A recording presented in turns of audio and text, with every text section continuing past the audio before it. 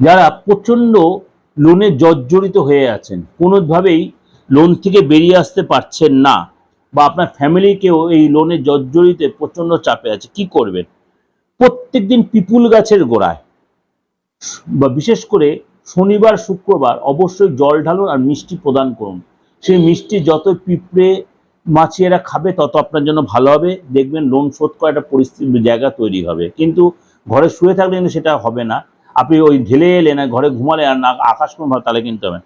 আরেকটা কি, শনিবার নারকেল আর গুড় পিপুল গাছের গোড়ায় দিতে পারেন, এবং হনুমান চালিসা প্রত্যেক দিন 40 বার করে পাঠ করবেন, এবং ব্রহ্মচর্য পালন করে কন্টিনিউ 40 দিন যখন এটা করবেন।